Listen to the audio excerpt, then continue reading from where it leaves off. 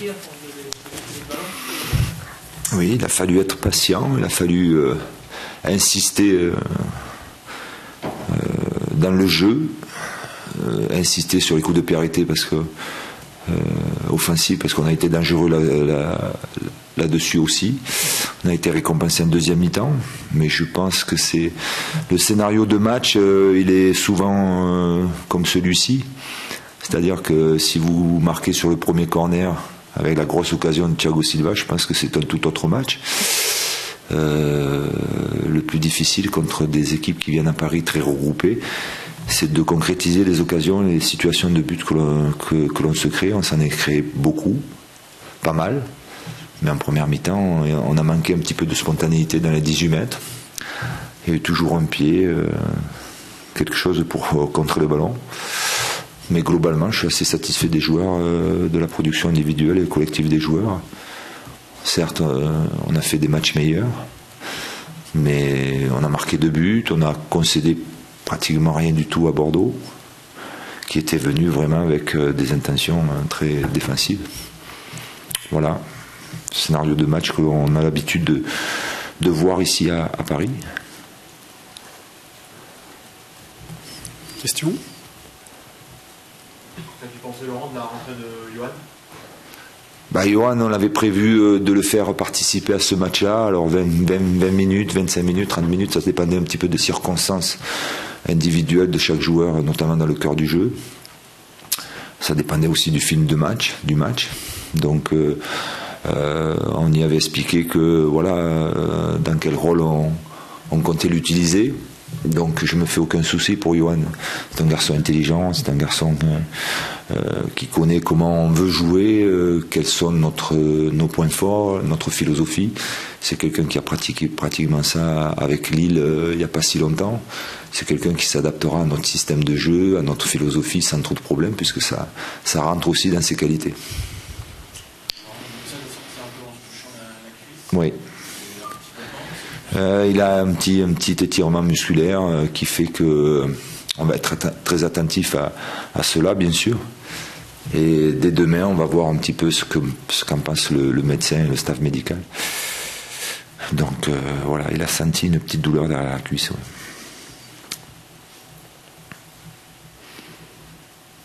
D'autres questions ? Vous attendiez un peu plus de velléité quand même de Bordeaux, qui a eu du mal à...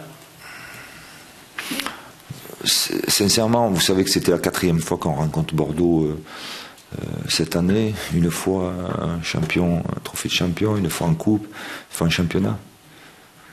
Donc cette équipe, on la connaît très bien, elle a des absents aussi importants. Donc on savait l'équipe qui allait être pratiquement alignée à Paris, et on savait très bien que, comme beaucoup d'équipes, ils allaient jouer sur quelques actions, sur quelques contres, mais que principalement ils allaient bien défendre. C'est ce qu'ils ont fait d'ailleurs, ils ont bien défendu. Mais contrairement à Montpellier par exemple, qui a été un peu le même style de match, ils se sont pas procuré d'occasion parce que on n'a pas concédé beaucoup de choses, c'est-à-dire on a concédé je crois 2 corners dans le match, parce que vous saviez très bien que ces coups de pied arrêtés, il faut pas que ça devienne l'unique occasion des adversaires contre nous, quoi. Donc le meilleur moyen, c'est de ne pas en concéder. Chose qui a été très bien faite ce soir. Laurent, un petit mot sur Pardon. suspension en Ligue des Champions. Vous avez été surpris par cette... Très surpris.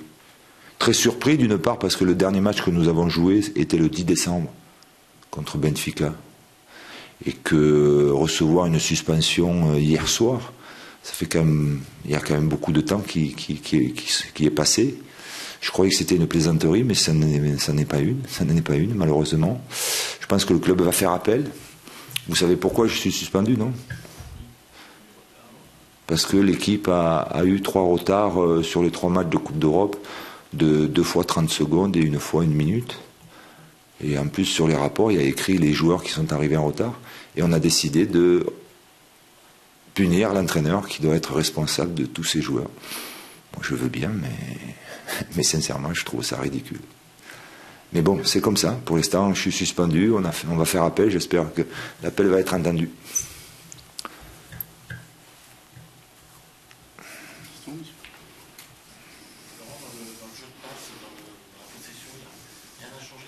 Non.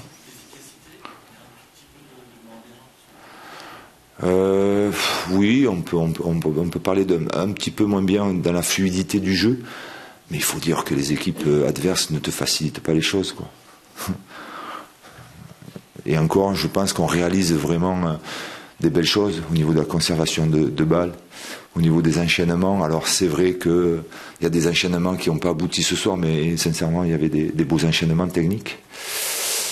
Voilà, si tu marques dans les 10 premières minutes, si tu marques sur la première occasion, sur coup de pied arrêté de Thiago Silva, aussi bien tu peux voir un festival comme tu as vu contre Nantes. Après, bon, voilà, on ne marquera pas toujours 3, 4, 5 buts. On en a marqué 2, on n'en a pas pris. Sincèrement, ça suffit à mon bonheur ce soir. Et je pense que les joueurs sont conscients que ce soir, il fallait aller chercher la victoire. Et ils sont allés la chercher, quoi. On a usé l'adversaire. On les a beaucoup fait courir. Et à un moment donné, ils ont lâché. Voilà. Laurent, un mot sur Lucas, ce soir. Oui.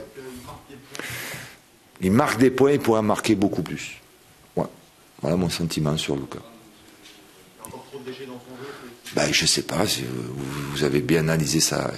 Il est intéressant ce joueur parce qu'il a une vitesse d'exécution, il a des dribbles. Ce soir, il fait marquer 2 buts, c'est bien.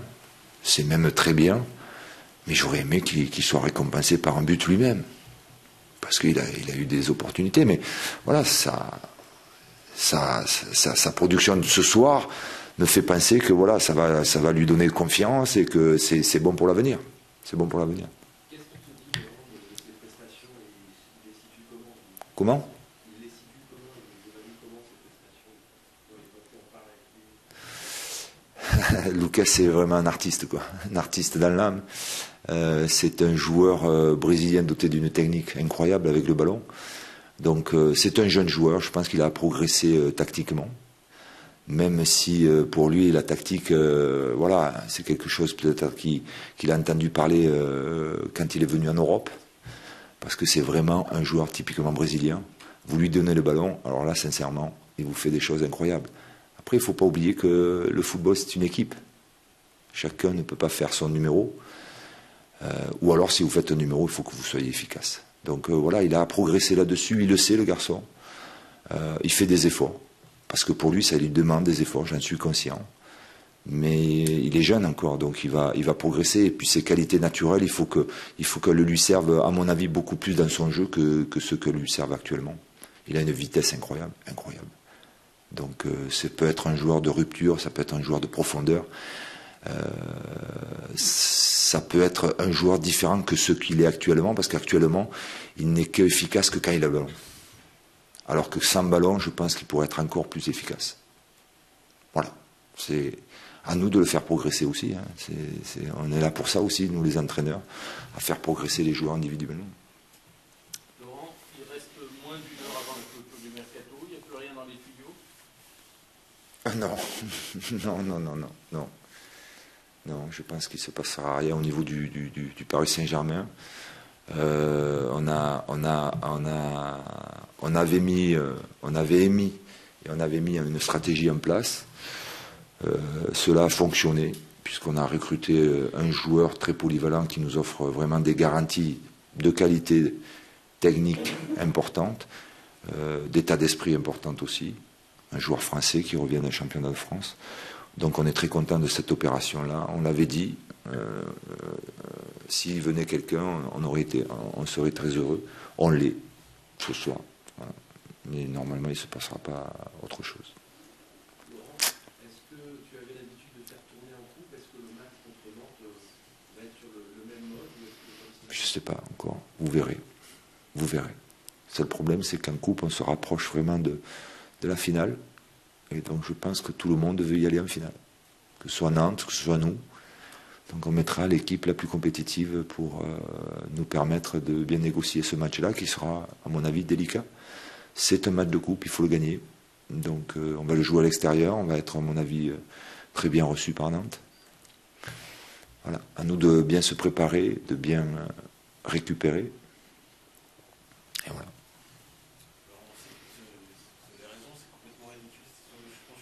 Ah, moi, je la trouve ridicule. Ça n'engage que moi. Hein, ça n'engage que moi.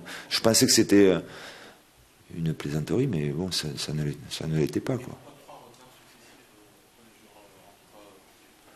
Tu sais, sincèrement, je ne sais pas s'il y a des rapports, je ne sais pas s'il y a des gens qui sont là pour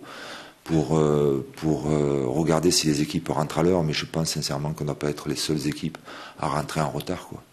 Donc voilà, c'est un nouveau règlement, et encore, je ne sais même pas s'il est écrit dans les règlements si l'entraîneur doit être puni si son équipe arrive en retard.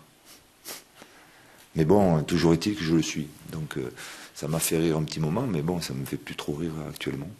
J'espère que l'appel qui va être fait va être bien fait. Et que je pourrai être à Leverkusen, je l'espère. Voilà. Monaco qui fait venir Berbatov dans le moment. Oui, c'est officiel ça? Oui. Ça veut dire qu'ils vont rester jusqu'au bout un concurrent très sérieux pour l'équipe. Écoutez, la venue de Berbatov, c'est un bon joueur, c'est un très très bon joueur. Après, les points, il faut les gagner sur le terrain. Hein. Le mercato, c'est bien beau, mais après, les points, il faut aller les jouer, les matchs. Il faut aller les gagner. Donc, voilà, nous, pour l'instant, ce soir, ce qui nous satisfait, c'est qu'on a remis Monaco à 6 points. Demain, ils jouent. Et puis, comme vous le savez, il y aura un match très, très, très excitant à jouer dans une dizaine de jours. Voilà. Allez, vas-y. Dernière question, s'il vous plaît. C'est bon, s'il n'y en a pas, c'est pas un problème. Formidable. Merci pour cette Merci, au revoir.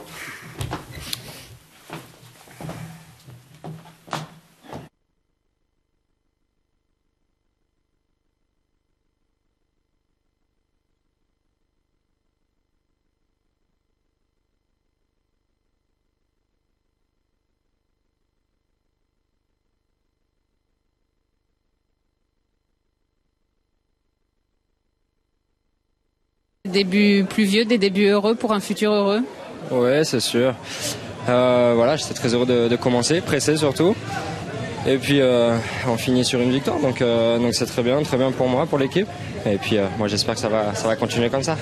Vous avez l'air d'avoir trouvé votre place immédiatement. C'est peut-être de la naïveté de ma part, mais on avait l'impression que quand vous êtes rentré, vos coéquipiers ont tout de suite cherché à vous mettre à l'aise, cherché à, je sais pas, vous intégrer. On avait l'impression qu'il y avait une vraie volonté de la part de l'équipe. Ouais, c'est possible. Après moi aussi j'avais cette volonté-là de vite m'adapter. Maintenant voilà, il va falloir continuer à travailler avec mes nouveaux partenaires, mais j'aime le ballon, j'aime le jeu, donc voilà, j'essaie de me rendre disponible pour eux, et puis voilà, j'espère que l'adaptation se fera encore plus rapidement pour les prochains matchs et que je me sentirai encore plus à l'aise. Vous aviez les yeux qui brillaient comme les yeux d'un enfant quand vous êtes sorti du tunnel tout à l'heure. C'est une émotion particulière. Ouais, bien sûr. Je rentre en France, au Paris Saint-Germain, donc je pense que je pouvais pas rêver plus beau retour. Donc voilà, j'essaie de profiter de chaque instant, et puis voilà, de profiter aussi de ma rentrée. Donc ça s'est bien passé, comme je l'ai dit, j'espère qu'il y en aura encore beaucoup d'autres. Merci.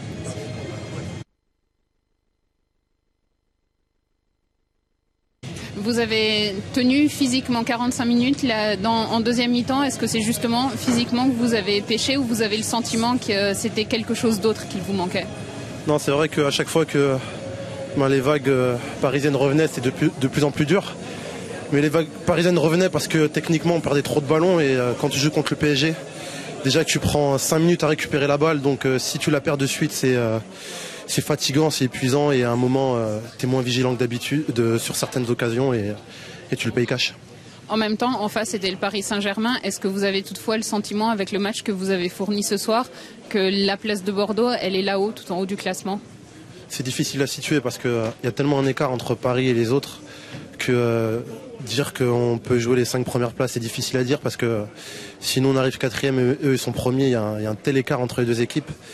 Le seul truc, c'est que nous on doit se rectifier techniquement pour espérer quelque chose, parce que tant que techniquement tu n'arrives pas à sortir les ballons, ou t'es pas assez propre, ce sera difficile. Encore, c'est vrai que c'est la meilleure équipe du championnat, donc on a une petite excuse, mais il faudra faire mieux la prochaine fois. Merci.